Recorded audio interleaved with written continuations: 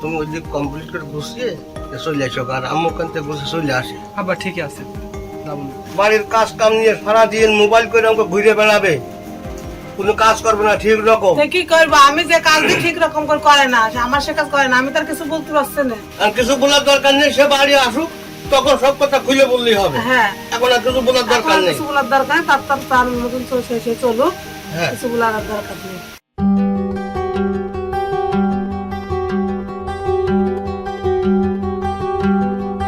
হ্যাঁ, কি ব্যাপার, কেমন আছো? খাওয়া দাওয়া করেছো? তা তুমি অনেকদিন হয়ে গেল, মানে ঠিক মতো কথা বলছো না। তারপর হচ্ছে এমনি তুমি টাকাও তো পাঠাইলে না। কই আসো।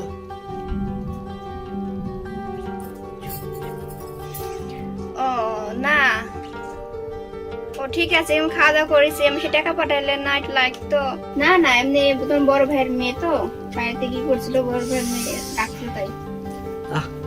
তুমি সব সময় ফোন করো, ফোন করার দরকার আছে তোমার? আচ্ছা ঠিক আছে, তুমি যত তাড়াতাড়ি পারো তুমি টাকা পাঠাইও, ঠিক আছে?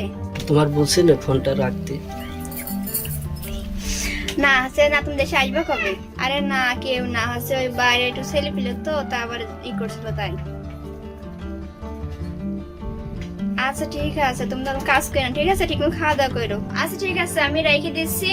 আর হ্যাঁ, একটা কাজ করো, তুমি তাড়াতাড়ি পারলে এমনি সে টাকা তুমি তাড়াতাড়ি আবার হাতে পাঠিয়ে দিও, আমার একটু দরকার আছে, ঠিক আছে?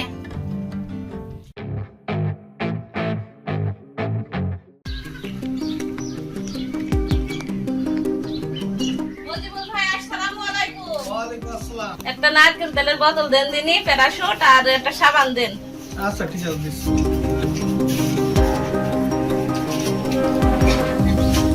আচ্ছা সে তো বলে গেল যে 3-4 দিন পরে ঘুরছে, তো 4 দিন তো হয়ে গেল। আমি তো ওইটাই শুনলাম, কিন্তু আসছে না তো সে।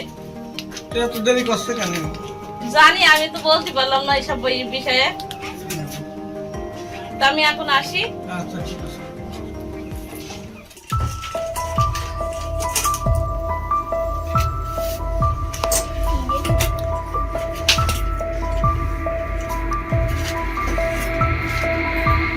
তোমার জন্য আমি দেখো কি সুন্দর করে ক্ষীর রান্না করে নিয়ে এসেছি, ও।